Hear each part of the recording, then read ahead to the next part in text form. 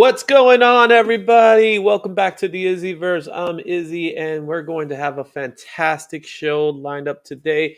Um, as always, there's a lot of things I want to talk about. It's been an exciting couple of weeks. You probably noticed that I was in Terrific Con a few weeks ago. Last week, I was in Poochie Con. Now, coming up this weekend, I'm going to be in Fan Expo in Boston. I'm going to be hanging out on Saturday, going, checking out, talking to a couple of people, and it's going to be a blast. So go check it out if you're in the Boston area. Come say hi. I'll be hanging around, just walking around the floor. So we'll see you there in Boston, guys. In the meantime, what I want to do right now is, first of all, this is my first chance to actually publicly tell you guys thank you. We hit 1,000 subscribers. And yes, there is a special 1,000 subscriber prize that I'm going to give away coming soon. I have my good friend Nate Melendez, who you all know and seen from my show. He is currently working on a Spawn #1 cover. That's right. He's working on a Spawn #1 cover, which we are going to give away from one of you lucky subscribers. So, how do you do it? You got to subscribe to the channel first and foremost. And second of all, you got to leave a comment. And once you leave a comment, let us know you want the Spawn comic. And that will let me know that you want the Spawn comic. And when the time comes and I get to show it to you, I will definitely show it off to you guys. So be on the lookout for that one. I haven't decided exactly when and where I'm going to give it away, but we are going to give it away once I have it in my grasp. With that said, enough talk about all that good stuff. What I would like to do right now, I would like to introduce to you someone that I met through chatting. Really, I saw her video. I was inspired by her work, and I love seeing cosplayers talking to cosplayer. But what's really interesting and what's really great to see is about this particular young lady is that she also has a disability, which we're going to talk a little bit more about in the show. But without further ado, I would like to welcome to the stage Colleen Cosplay. What's going on, Colleen? Hello, thanks for having me. I love the super. I always call the black shirt the Superboy shirt. It's always the Superboy shirt to me because it's the emblem without the yellow involved, but Yeah, I it's love it. the color scheme of Superboy, isn't it? It's yep. That's what that's. I'm old school that way.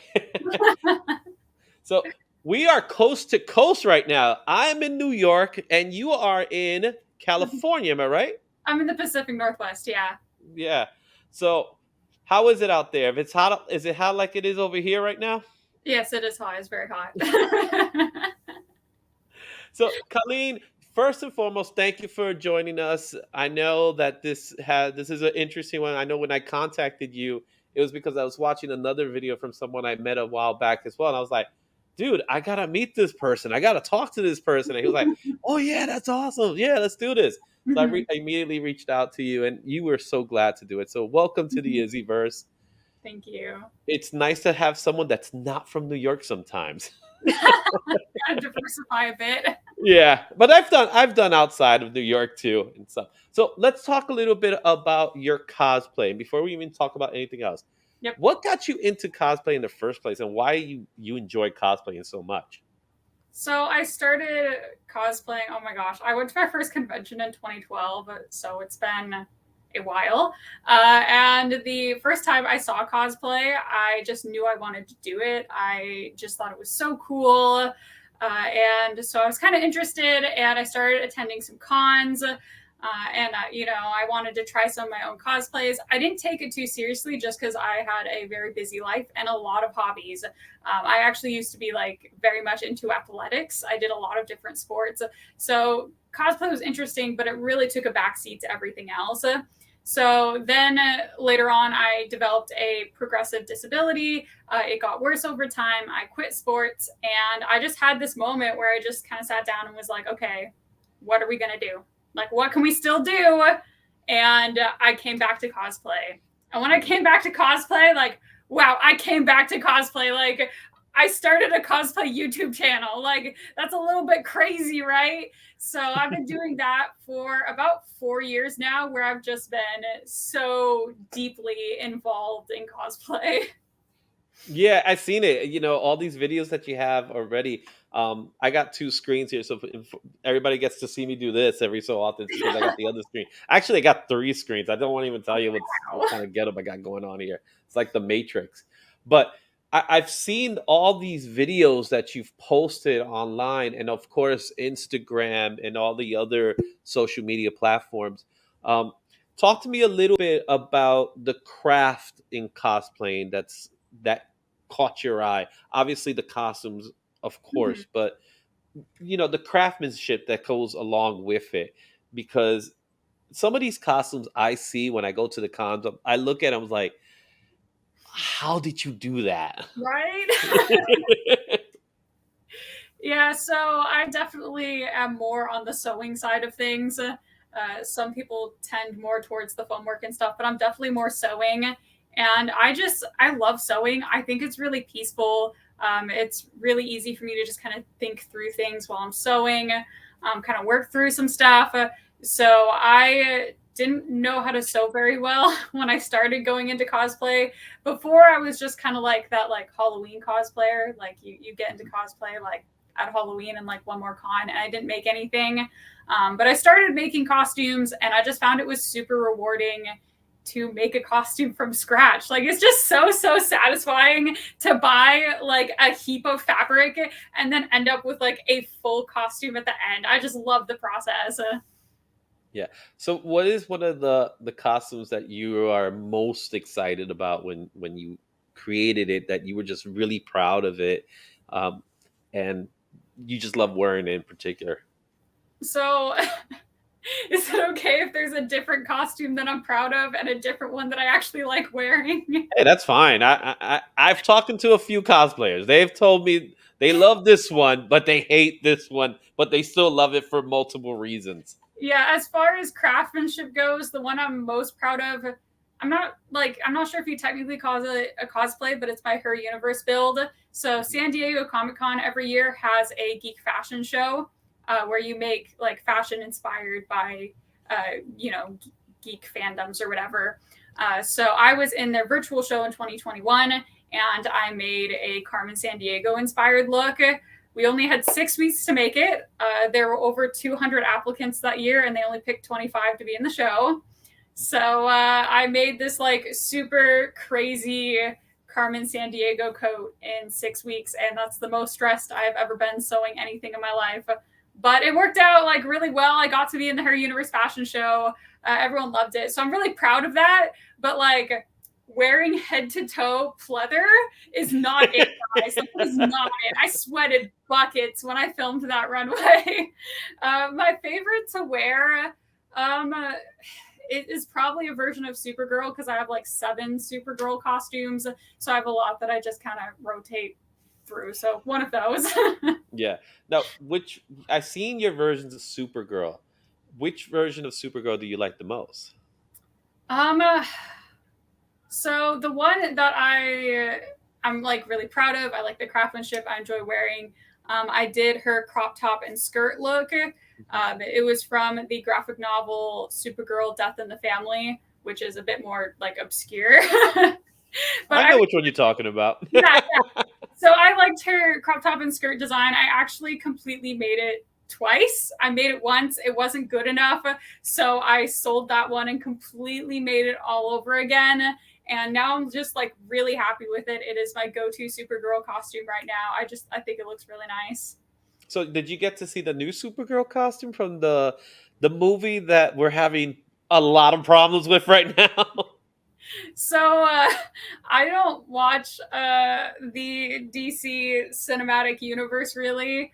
Mhm. I'm more of a comics person. I also like their animated shows, but their cinematic universe does not necessarily closely follow the comic storyline. Oh, you're preaching to the choir in this one. Yeah. They took a few creative liberties, and when I went in to like, you know, see these, I feel like the Flash TV series was like one of the first ones, so I kind of watched some of that. And I love the Flash. Like I have so many Flash comics. And I Yeah, same here. was like, this is not the same. And so I won't watch the Supergirl one. Maybe one day I'll get over it, but like clearly I love Supergirl a lot. So I can't handle the live action adaptation right now. I'll be honest with you, the Supergirl TV show, I've seen a few episodes here and there, but I never watched it chronologically. I watch Arrow, I've watched I've watched Flash, but with most DC shows, I get to a certain point where I'm like, now you're just being dumb.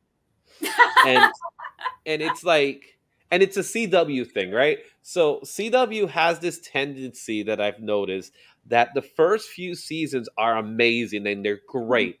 And then it's like they fired all their good writers and they said let's just bring in some new guys, and then even better yet, let's change the supporting cast and we'll add like 10 more people to the cast. And that's where you lose me. So it happened with Arrow, it's happening with Flash, where I'm Yeah. like, my characters that I like are gone and I want them back. Supergirl, I just never got into it because at first it was on CBS, then it was on, and then the other shows, I didn't care for it. I was not a big fan of Batwoman, in particular, because I just didn't like it. Yeah. No, that's You fair. And know, that's like so many people think I've seen it because I'm like, I have so many Supergirl cosplays. Like, of course you've seen the live action, and I just have to break their hearts and be like, I'm sorry, I just read the comics, and yeah. I don't think I can trust the live actions again.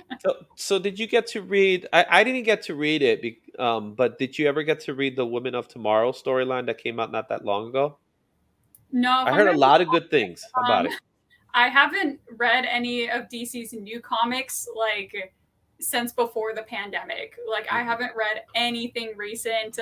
I like had a very serious comics phase, and lately I've just been doing more anime stuff. So I haven't mhm. seen any of the really recent stuff. Yeah. So you did say you've been mostly getting more into the anime side of things. What I've been noticing is that a lot of people have been moving towards anime, have been moving towards manga. Why do you think that's the case? Uh, I mean, you can get as someone who's been part of both worlds. When you go to comics, you get, for the most part, superheroes. I'd say the majority of, if you're just looking at DC and Marvel, is superheroes, right? Hmm. But if you go to anime, you can get like whatever you want. They got slice of life. They got sports. They also have their own superheroes. They have so much variety, and also a whole manga volume, $10. Like a single comic you like $5. Like, come on, you go break the bank. Here I am, and I'm the guy. It's when Wednesday comes, I'm in the comic book shop spending 30, 40, $50 sometimes on comics because Yeah. I'm a diehard comic book guy. I've been collecting comic books since '87. That's how long ago back. But like a lot of people, I did stop for a while. I had a hiatus and I stopped, and partly because it hasn't been accessible. That's how I looked at it. It just Yeah. hasn't been. It's like you've done way too many changes. And one of the things that I've noticed with manga and anime is that it's simple. It's not overly complex. Yes, we have complexity in characters and things like that, and a lot of the characters are three-dimensional, but for the most part it's a simple story. It's a hero versus villain in some sort. Like you said, there are different Yeah. types of genres. You got, what is it, Spy Family X or Spy X Sky Family, Stanley. right? My kids always watch it. Mhm. You got that. You have Blue Lock that's coming out pretty soon. That's about soccer. Who, you know what I mean? It's like, oh, I can't wait to see this soccer comic. So, but you have that stuff coming out, and of course, you have something like Chainsaw Man, which I'm excited for. I read a few of the chapters, and I'm like, this thing is crazy. Mhm. So, and who doesn't love My Hero Academia? Like, Right. And I mean, like if I was a kid back when I was into comics, you have limited wallet, right? You only have so much monies when you're a kid, and you can get like My Hero Academia Volume 1, which like takes well over an hour to read through. You get like pretty good amount of episodes of the anime just in that volume, or you can get like two comics. Yeah, it's just the way it is. It's Mhm. just the way this things have been. But Yeah. let's stop talking about comics and all that stuff. Let's start talking about you. So so we come to the point you were involved in sports. I know Yeah. I was watching one of your videos, and you were involved in sports. You were horseback riding, Yep. running, martial arts. And then you started noticing something happening really towards Mhm. your legs and your knees in Yes. particular, right? Talk to us a little bit about that. Yeah, so I started experiencing symptoms when I was in high school, when I was doing like the track and the cross country, the horse riding, all that stuff, and started having knee pain. And just like a lot of people in this country, the doctors didn't believe me, and I couldn't get a diagnosis for a really long time. Mhm. So, like 2 years later, by then I'm like in college. I finally get a doctor that took me seriously enough to take a closer look, and they found that my cartilage is deteriorating and falling off my bone, which is really painful because the thing is, cartilage, it like absorbs shock. So if you're like running, that's a lot of shock going up into your bones, and the cartilage absorbs that shock so that you're not feeling it as much. But when your cartilage is disintegrating, you feel a lot more pain from that sort of stuff. So I just had like, just kind of an increase of pain there. And I use different mobility aids to management. I had a knee brace in like my earlier days. I use crutches. I use a wheelchair, kind of different mobility aids for different situations. And that's where I am now. I'm just, doing my best, living my best life with whatever mobility aids I need. Yeah, I can tell you firsthand. I'm an older gentleman, and I know all about knee pains. I can tell you a really nasty story, but I don't want to. This is not a horror episode, so. But I know a lot about knee pain in particular. With I do have arthritis in my knees. I developed arthritis several years ago on my knees, and I used to love playing handball. That's one of the things I used to love doing, and I understand when you mean about having knee pains. Like just Mhm. this week, we come out of the subway, we have to take all these stairs up, right? You would Yeah. hate it. I know you would hate it. No, I Um, would not. I would not go up the stairs. oh, you have no idea how many stairs there are in this freaking train station. So I'm going. I'm like, I'm literally like It's like I'm fine. Like my upper body's fine, but my knees are killing me. Yeah. And I can only imagine the pain you're going through, being someone that has knee problems of his own. Mhm. Yeah. So just hearing that, I was like, oh man, all the stuff that she loves to do is now challenging for her, or Mhm. you're unable to do it. Yeah, But it's just not feasible after a while. It's just like I could do this, but it's just so uncomfortable, so painful that it's not making me happy anymore. So I have to make decisions, so that I can live my best life. and I see what going. I heard the story. It's like I'm stubborn. I didn't want to stop. I want to continue. And after a while, Exactly. you just make that decision, and you just say, you know what? How am I going to make myself happy? I'm going to make myself happy doing this. And it Mhm. turns out that you did find that place. Part Yep. of it has to do with cosplaying. Um, and now you go out to these cosplay, and people are just amazed when they see you. I know I'm amazed when I'm like, look at this, You're look very at her, sweet. look at her. She's there. Mhm. She's doing like there's people that won't do it, and they're perfectly fine, right? Physically perfectly fine, Yeah. and they won't do it. But here you are, you're like, I'm gonna be Supergirl, and I'm gonna Yeah. inspire those people. Mhm. Have you had people come up to you and just tell you, even thank you for just continuing moving forward? Yeah, I've had a lot of like very touching comments, usually from other disabled people who felt like they couldn't cosplay. There's a lot of problems in the cosplay community, in some parts of it for disabled people in just being accepted and accessibility. So a lot of disabled people kind of face a few barriers getting into cosplay, and honestly, you just don't see a lot of disabled cosplayers. Like, I mean, you've been to a lot of cons. I mean, how many disabled cosplayers have you seen on the stage? How many wheelchair users have you seen on the stage for contests? Like, probably few. Um, and they can't all be Professor X either, you know. Yeah, So exactly. So just being able to make content, and a lot of my content isn't even disability related. I'm just like, here's how I sewed a shirt, and then I'm showing it off, and I just have to be in a wheelchair. Like, not everything has to like yeah, it doesn't. The focus doesn't have to be about the wheelchair. exactly, like people could see like I'm just a cosplayer. I'm just like you. It's just I sit down and I roll sometimes. Like this isn't that hard to comprehend. We're both adults playing dress up. I love that. I just roll sometimes. I do sometimes I roll. That's a great way of putting it. I love it. Let's go ahead and let's go ahead and take a look at some of these Ooh, cosplays that are going now. We're also recording this for the audio podcast, so if you're listening through the audio stream, this will be on the YouTube stream. So if you go to YouTube, you'll be able to see the images. I'll try to do my best to post them up as much as I possibly can. So I had to do the world's finest, right? You had to do Batgirl, you had to go do one for it. Supergirl. So I put them together. So talk to me a little bit about the two in particular. That is one Supergirl costume I absolutely loved. I always liked it, especially the way the S looks. There was Yeah, something about that S. I love her 52 look. Yeah. Now, her 52 look, the bodysuit, you can tell it was patterned a certain way. Like you can see like the seams fit differently. So I absolutely would not make it myself.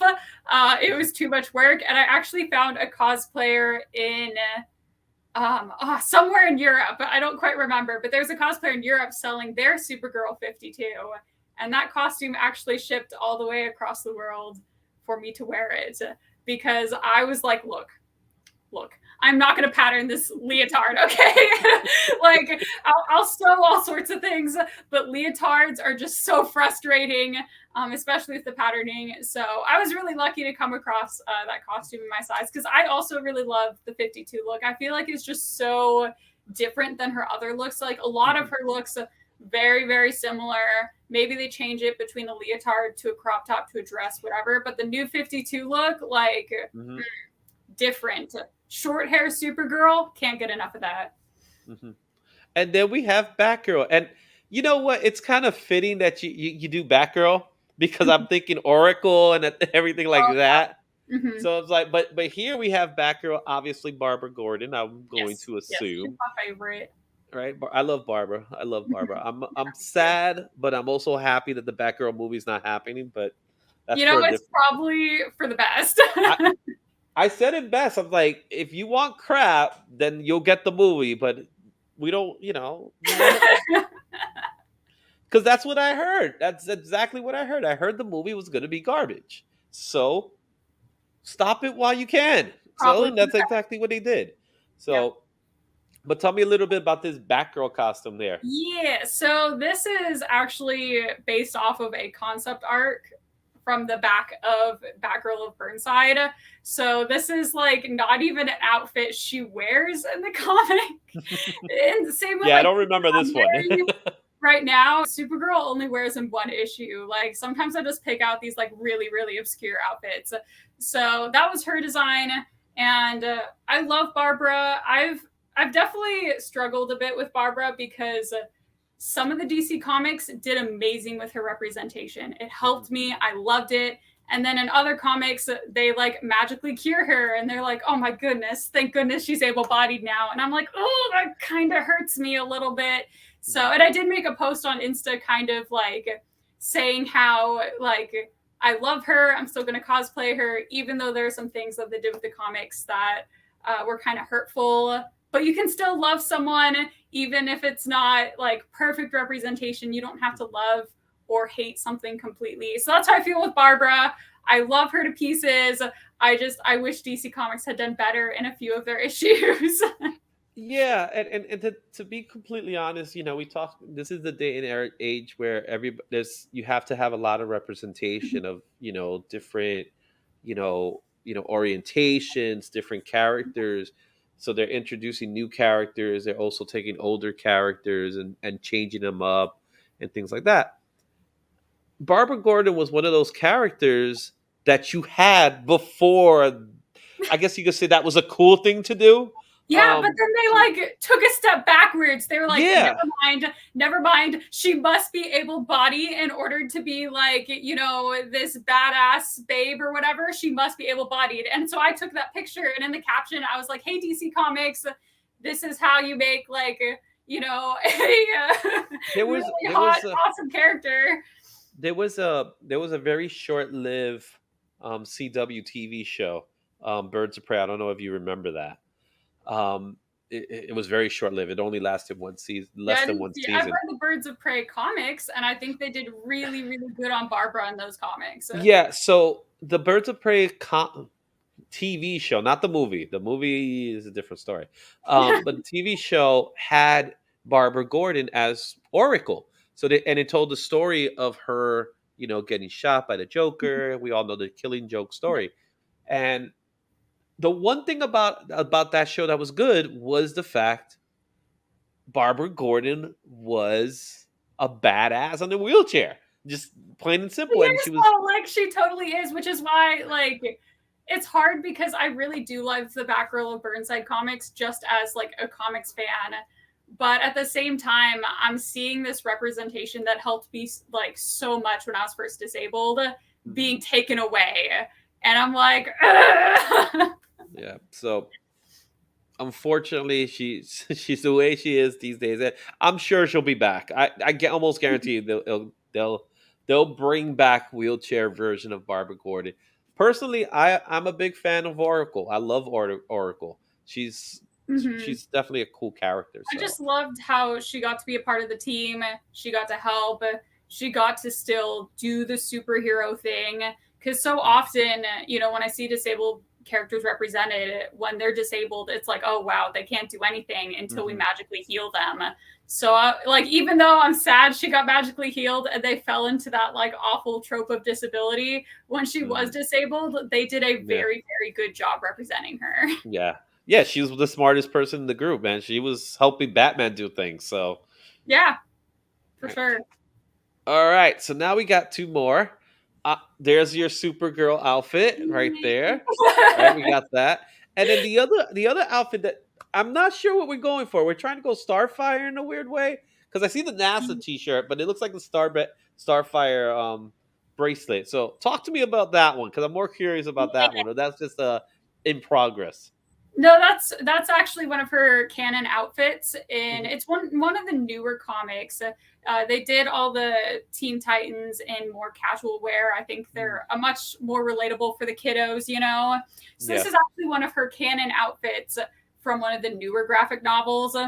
So I just like it was a really easy like thrift it, put it Hmm. together sort of thing. I was just Yeah. able to get like the top shorts and stuff, kind of thrift those and just make the bracers. Hmm. I think it's super cute, and it was like way less intimidating to make than her full outfit. So I think it's cool that they also have like some of those more casual outfits in the comics, like this one, which is also like really, really comfy and easy to make and stuff, but is still like from the comics. Yeah, and it looks cool, especially like the pants. I don't know. I've always liked the red pants, right? Me It, too. there's something that looks just totally cool about them. Mhm. And I see I see that you were able to take the seatbelt that's in your wheelchair, and it almost looks like it's part of the outfit rather Yeah. than just being a seatbelt, right? Actually, like I was, looking at it in this video, and it almost looks weird without the seatbelt. Like it almost looks too empty. It's so interesting, right? When you look at it that way, so it's Yeah. great. Let's see what else I got here. Oh yes, this one. So talk to me about these two particular characters. Yeah, so that one on the left is Tecna from Winx Club. That's a Italian cartoon show. It aired on 4 Kids TV in the States. So it's a nostalgic show from my childhood, leaving the realm of comics. I just wanted to be a fairy, a magical girl, and I love her to pieces. Definitely a more nostalgic one. And then the one on the right is Queen Bee from Miraculous Ladybug. That's from a French cartoon. Again, another magical girl. I love her too. Sometimes, like as much as I love DC Comics, sometimes I just want to be a magical girl. Mhm. Yeah, that's cool. It's like you You gotta do. You got. You can't stick. Exactly. You can't Well, stay with the same mix it up a costumes. bit. Hmm. So that, and then I got another set here, which Oh, nice. I got. I'm not. I know it's a Sailor Moon character, but I Yes. don't know which character. Yeah, so the Sailor Moon character is Sailor Jupiter. The funny story behind that one is I actually hadn't seen Sailor Moon, but when I hit a follower milestone on Instagram, I just told my followers, like, choose something, go for it, my dudes. We went through like a huge series of polls, and they were like, look, Colleen, we want Sailor Jupiter. And I'm like, I guess I'm watching Sailor Moon then. So I actually watched all of Sailor Moon Crystal. I commissioned the outfit, and I just love Sailor Jupiter. So they did a good job. It And looks. the other It one we're looks. looking at, no, go ahead. No, it looks really good. I like the way it looks. It's like picture perfect, as we'll say, in the Yeah, you no, know. it's I used to feel like I had to make every single costume myself from scratch. Like if I didn't make it myself, it wasn't as good or it wasn't as valid of a cosplay. But I commissioned that outfit because it was for my followers. It was kind of like this outside thing outside of the content I usually make. And I was like, oh my gosh, if you pay enough money, like you can get a really nice cosplay and you can like have someone make something for you without making it yourself and it's still valid. Like you don't have to be able to sew to cosplay, guys. Right. And the one on the left. That is Nami from One Piece, so that is also an anime. I also love her too. I also love One Piece. I just finished reading volume 100. There you Of, go. Congratulations. it's quite the series. It's a long one. Oh, I know. I know. It's intimidating now Yeah, it to is. watch it. It's like, oh, that's a Yeah, 1,000 episodes. That's a little hard. yeah, it's a lot. It's a lot. Even though they're half-hour episodes, they're like 20-minute episodes. It's still a lot. Yeah, you kind So of have to read the manga and you can get through it a bit faster. mhm, great. So that's what we have here. Let's go back to talking a little bit more about just the world of cosplay, right? Mm-hmm. Um, because when I started years ago. We did Comic Cons. I did Comic Cons as early as '90s, right? In the '90s, I did my first Comic Con here in the state. Cosplay was not a thing.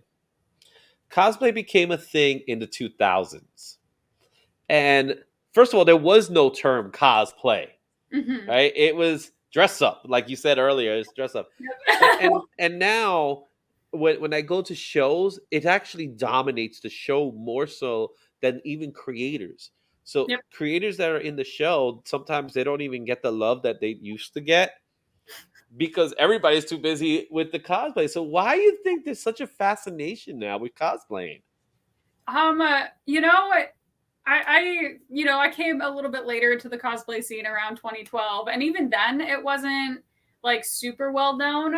I think it's just something really fun, but it was just people didn't understand it at first. So Mhm. I remember when I first started doing cosplay, like I wouldn't really tell people that I was a cosplayer. Like it was kind of like this, like you want to see if you could trust them before you tell them you're a cosplayer, because I think it was just largely misunderstood. Like people just didn't get why you would dress up as a character, like what are you doing in costume. People would have like kind of bad ideas about like why you would be in costume. I don't know, it was really weird. But now it's like become quite a bit more mainstream. I feel like most people, if you just said I cosplay, they would just understand. You don't have to explain it anymore. Yeah. And I think it's fun. I saw an explosion of cosplay over the pandemic when there was TikTok, and it was like a huge thing on TikTok. Like everybody getting into costume and film videos. So I don't know. I'm really happy we're here, and I'm really happy it's easier to get stuff. Like if you go to Joann's Fabric, there's an entire aisle that's just for cosplay fabrics. Like, can you believe that? You Oh know, yeah, I can believe that. yeah, in the past, it was like you had nothing, okay? You had to like try You and have to be figure out how to creative. make stuff. Yeah, you had to be really creative. We made armor out of floor mats, and now you can go to Joann's and just buy EVA foam. Like, what? I love it. Yeah, and it's so much fun. Being in New York, we have New York Comic Con. That's our San Diego. Mhm. It's it's equal in size, to be honest with you. The only difference is we don't get the movies, but we get everything else. Um, and the best experience you could ever have is going to the train and seeing the cosplayers in the train. That makes my day, because I'm there. They're there, and either they're partially in costume or they're in full costume. And when I mean like partially in costume, it's like you'll have a stormtrooper holding his helmet, and he's just there all like this, Yep. or just playing with his phone, or you have someone putting their makeup on or putting Yeah. like their wig, or then you have the full cosplay. And then the best part is seeing the regular world. I guess you could say the civil. I'll call them the civilians, right? You see the civilians just watching them What is that? like what's going on, and then there's someone else that be like, yeah, it's Comic Con this week, isn't it? You're like, yeah. Yep. That's where, so they're all there, and the best part, they all have like their Comic Con badge on, so they're in full costume, but the badge is on, so they can make sure they can get inside the Mhm. censor. It cracks me up every time I see it, and every time I see it, I have a blast. It's so much fun seeing cosplayers, and to the point now when I tell people I'm going to Comic Con, they say, "What are you gonna dress up, Izzy?" It's like I don't dress up Why not though? because I'm an artist. I go in as an artist. You can So still dress up though. Anyone can dress up. yes, everyone could dress up, but this is my trick to cosplaying. I'll dress up like my favorite character's civilian look. So who are you today? I'm Peter Parker. All I gotta do is put a camera on my in my Hey. neck.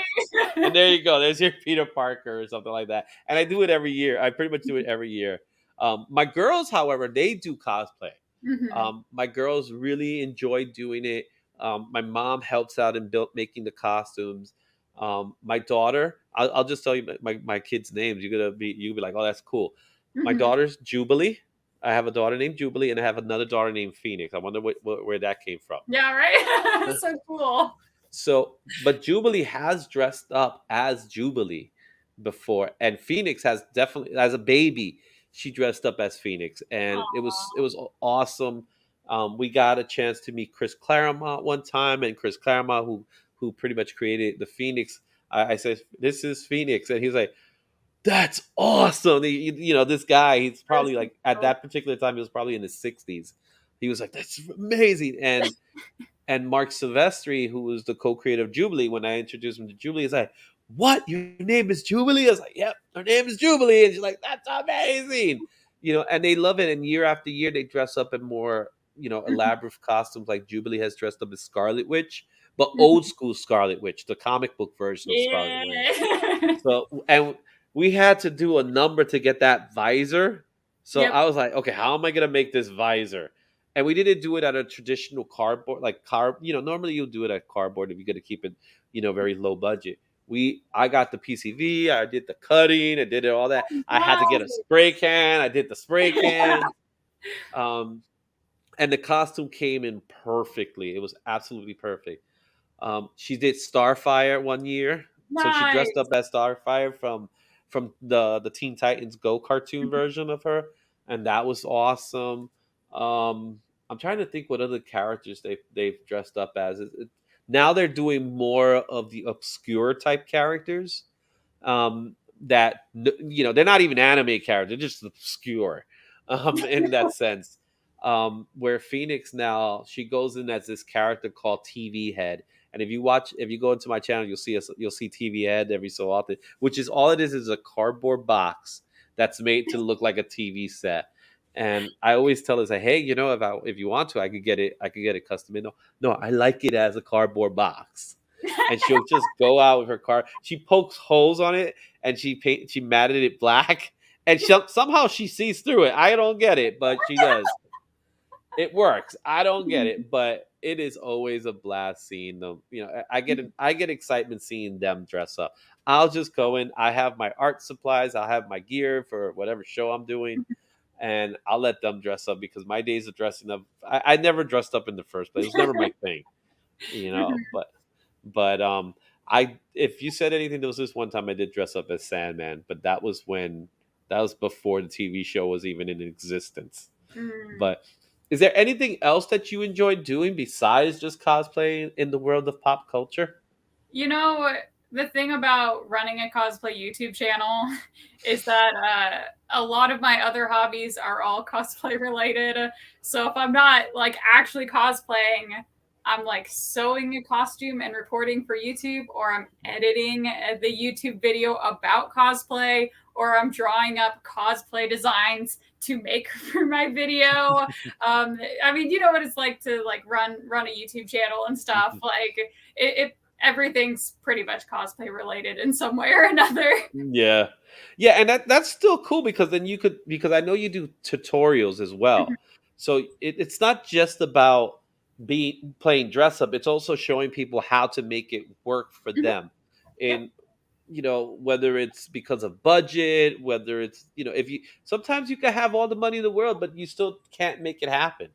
Yeah. Um but sometimes you, with a little bit of money, you could get a lot of things done. So Mhm. what are some of the questions you normally get from people when it comes to cosplay, and through those tutorials? Because I take it that your tutorials are created because people are asking for them, or is because you just felt like it was the right thing to do? Maybe both. The thing is, when I was starting my YouTube channel, I was kind of trying to figure out content, and tutorials just made the most sense because I'm already sewing stuff. Just turn the camera on, bam, YouTube content. I also have chronic fatigue, so I didn't quite have the energy to like get into full cosplay and do like the funny skits or do all these other things. So I feel like tutorials just kind of ended up being like, a good foundation for my channel. It was, less energy for me to film it. And I just started making tutorials off of every costume I made. And then I noticed that when I made a costume and I didn't do a tutorial, people would be like, "Where's your tutorial?" And I'm like, "They're expecting it now." Now Yeah. they expect it. So for basically every costume I make now, I have some sort of accompanying YouTube video, just because anytime someone sees me in a costume that I made myself, they're just like, "But how'd you make it?" And I'm like, "Okay, here's the video. I've learned. Now I always make a tutorial." So now it's like, okay, what costume are you gonna do now? Well, we're gonna do this costume now. We're gonna do Lady Deadpool. All right, so now that we're doing Lady Deadpool, we got to do how to make Lady Yep. Deadpool. Yep. So, So I so mean, so go yeah, go ahead. ahead. No, I was Um, gonna say. Yeah, so basically whenever I choose a costume, I kind of have to decide if I want to like break it up into tutorials. I try and figure out like what's the most useful part of the costume that doesn't match my other tutorials. If there's anything weird like props, wings, strange things that I should make a video of. Or sometimes I just make it kind of a fun video. The video that went with this costume was titled like how to make a costume on a 1970s sewing machine. My machine was in the shop, so I made this whole costume on my mom's 1970s machine, and I kind of showed how you don't need an expensive sewing machine to make a costume. You can definitely make it on one of these older machines. So sometimes it's fun stuff like that, but either way, I always try and cover like the basic process of how I make each costume, just so you can kind of get an idea. Yeah. So, are there any costumes that you're looking to make that you haven't made yet? Um, you know, cosplans are hard. So I mean, there's a lot of cosplays I would like to do, but I don't have a lot of solid plans. Lately, I've been trying to just keep like my plans open because I do a lot of collaborations, whether that's group cosplays or collaborations with other cosplayers. So I try not to plan out too far in advance. So if someone wants to collab, I can jump on it. So the only ones I have on my list right now is Queen Serenity from Sailor Moon. So I have another Sailor Moon coming. It's already in the works. I've already paid for a wig commission. It's definitely happening. And after that, I'm not really sure. I'm kind of like leaving things open to see what inspires me. So, are we ever going to get a Marvel cosplay? I have done a Marvel cosplay. I Okay, was Captain America. Scarlet. Yeah. Yes, I've seen them. Now I'm Yeah. thinking I about it. put his shields into my wheelchair wheels. That's cool. That's nice. I was gonna just ask you that question. Were there ever moments that you incorporated the the the wheelchair or the crutches? I've seen a little bit of both, but Yeah. there are characters out there. Like there's this one character, I can't remember her name. that she's part of the Thunderbolts team, that she has crutches. Yeah, Um, I forgot. I can't remember her name for the life of me. I don't But remember that's it either, but I know who you're talking about. yeah, you know what I'm talking about. And every Yeah, time I think about it, I was like, oh yeah, that's a character we don't see as often, and we yeah. probably should. Mhm. Um, who knows? Maybe we should get a female Professor X. Who knows, right? That'd be an easy costume, I suppose. You Yeah. know, you just get the suit, right? But you Hmm. could make it a little more exciting. But when you think about your costumes now, when you start thinking about building those costumes, you're thinking about it, how to make it work with the wheelchair. Um, how's that process is, because that's a different process than your typical cosplay process, I take Yes. it. Yeah, so I definitely have to kind of plan certain things. Certain things are just like are kind of a no go for me. I will say that like you can basically make anything work with a wheelchair if you are willing to put up with the hassle and willing to like put in so much more extra effort. But there are a few things that I just don't do anymore just because Mhm, it's too much, and that's like big long skirts and big long capes. One of my earliest Supergirls had this huge cape, and it just wasn't working with a wheelchair, so I remade a new cape that was shorter and smaller. Also, a lot of accessibility things is just making sure I can like get dressed. So all of my joints have a few problems, and sometimes like buttons are hard, sometimes zippers are hard. So also making costumes that have like really really big zippers, so it's easier for me to grab them. Stuff like that. It takes a lot more extra thought. Like I cosplayed when I was able-bodied too, and I could just like make what I saw, no mhm. problem. And now Yeah. every time I look at a costume and I want to make it, I have to think like, okay, they have a big skirt, so I probably want to shorten that skirt and make it like a bit slimmer. And I probably want to like take off these big bracelets that would get in the way of pushing. So like I just have to think a lot more than I did before I was using mobility aids. Yeah, and but at the same time, it makes it. I guess it brings this added advantage that you have over someone that's just making a regular costume, because now they're looking at it and they're like, oh wow, she made it work in this way, and it's Yep. kind of cool, right? So Hmm. because you're not seeing that everywhere, right? It's like there's people out there that do costumes, and it's because of the way they are, rather than that they're just making a costume. So it's, in Hmm. your case, it's whether you're in the wheelchair, you're in the crutches, you could make the costume work. It's like a Daredevil costume with a blind man actually wearing it. That Yeah. that to me is like, that's creative, because now he could put the visor on. You don't even have to worry to be you don't even have to worry of whether he could see through the mask or not, right? So stuff like that, it makes it interesting to see it in another level, in a different level, and that's great. Hmm. Um, it's been a blast, Colleen. I've had so You. much fun talking with Yeah, you. yeah, this has been great. Yeah. So, Colleen, we're gonna shut this down now. But before we do, tell everybody where we could find you. So I'm on YouTube as Colleen Cosplay, and I'm on Instagram as Colleen_cosplay. And that's it for me. I only do YouTube and Instagram now. Yeah. Thank you, Colleen. It was a pleasure having you. I can't wait to see more stuff. You gotta let me know when you're gonna finally make the trip to New York. It's Oh gotta boy. happen someday. Gotta do it. Yeah. They'll fly you in. I'm sure that sooner or later someone's gonna Yeah. knock on your door. It's like, hey, would you like to come to New York with us? And Hmm. definitely, it was a pleasure, as I said, having you. Hmm. So thank you for being part of the IzzyVerse. Okay, bye. So that was my interview with Colleen Cosplay. It was a fantastic interview. We talked, we've had a couple laughs. Go check out her video. She's at YouTube. She's also at Instagram. You can see her posts. You can see what she's doing. You can see the tutorial process.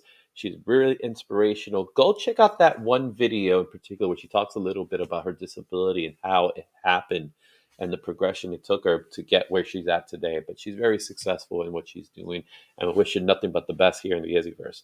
Until next time, guys, I will see you out there in our next show next week. There'll be a pull list coming directly from Fan Expo. So might be a little later than normal since I'm going to be in Boston doing the show, but I'm going to do my best to get it out to you at least on Monday.